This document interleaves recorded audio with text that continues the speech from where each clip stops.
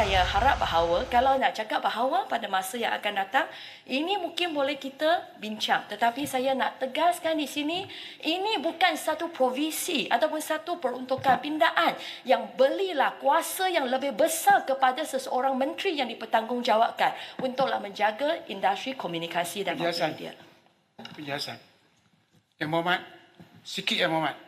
Kalau Yang Berhormat tak masuk perkataan ini, 61A tu, kami tak berang sangat. Bila Yang Berhormat sebut, naklah bukan ahli parlimen ataupun Dewan Undangan Negeri. Tapi menteri itu ialah, termasuk Yang Berhormat, ialah ahli parlimen. Jadi kenapa sebut perkataan ini? Nak lantik-lantik siapa pun, tapi tak sebut. Walau you specify perkataan ahli parlimen tu, itu bukan reform. Ini adalah benda tu benda yang sama sebab dilantik oleh menteri di kerajaan. Tujuan reformasi yang dicadangkan ialah untuk kembalikan kuasa kepada rakyat.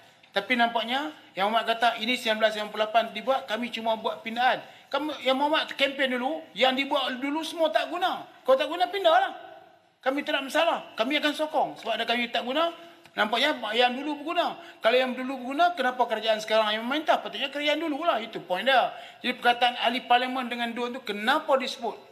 Spesify dengan izin. Kenapa lantiklah pengurusi bila menteri nak lantik? Pertamanya, saya nak ulangkan sekali lagi. Pindaan yang kita bawa pada hari ini, dia tidak beli kuasa yang lebih besar kepada seseorang menteri untuk melantik pengerusi ataupun anggota-anggota Suruhanjaya.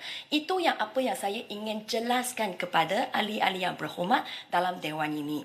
Kedua, kenapa kita nak kecualikan ahli parlimen atau mana-mana Dewan Undangan? Saya kalau yang berhormat, kerana yang berhormat masuk Dewan lewat sikit. Tetapi kalau ahli yang berhormat Arau mengikuti perbahasan daripada 14 orang ahli yang berhormat yang terlibat ataupun yang mengambil bahagian dalam perbahasan tadi, saya percaya hampirlah semua orang menyokong pindaan ini. Hanya yang berhormat Arau seorang sahaja yang tak rasa gembira kerana kita nak kecualikan ahli-ahli yang parlimen dan juga adun. Saya pun tak fahamlah kenapa yang berhormat Arau memang berminat untuk menjadi pengerusi MCMC ke? Yang Hormat, saya tak berminat. Saya nak jadi menteri bila kerajaan tukar nanti. Saya tak minat yang tu. Jadi tunggulah. Jadi tunggulah Arau menjadilah menteri dan Arau bolehlah bawa apa-apa pindaan yang Arau tapi sekarang berminat, ni boleh tak? Tak payah spesify. Yang paling penting seolahnya menteri ni hebatlah. Ahli parlimen tak masuk. Saya rasa yang berhormat sila bincang baik-baik dengan ahli-ahli yang berhormat yang datang yang di blok sana, sama ada you all setuju atau tak setuju. Seorang tak setuju, yang lain setuju, bagaimana saya nak buat ni? Yang Hormat, jadi silalah jadi sedikit konsisten sikit. Kalau kami tak setuju, kami tak setuju semua. Kami bukan jenis tadi banyak yang cakap setuju dengan jadi sekarang ni. Pindaan disetujui tu jangan ambil orang politik. Okey, tapi kuasa menteri. Tanyalah kuasa menteri siapa yang setuju. Kenapa tak bagi kepada parlimen? Malah ucapan yang tak akhir daripada kenapa yang berhormat tak tanya soalan ini apabila akta ini diubahkan kenapa tak bagi lebih kepada awal? parlimen? Bagi kuasa disorjok balik kepada parlimen. Yang berhormat, seperti yang saya sebut tadi. Pertamanya, untuk Suruhanjaya Security, Suruhanjaya Perkhidmatan Air Negara, pihak berkuasa penerbangan awam Malaysia, Suruhanjaya Syarikat Malaysia, Suruhanjaya Tenaga, semua dilantik oleh menteri.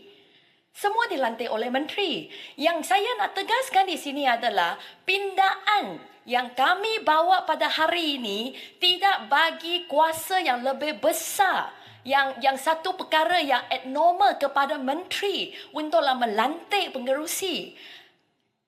Ini adalah provisi yang sedia ada dan sebenarnya dalam pindaan yang kita bawa ini, kita menghakkan kuasanya. Kita cakap bahawa pertamanya dia tak bolehlah lantik orang politik sepertilah ahli parlimen dan jugalah ahli Dewan Undangan, dan kita juga letakkan kriteria yang perlulah dipenuhi sebelum seseorang boleh dilantik.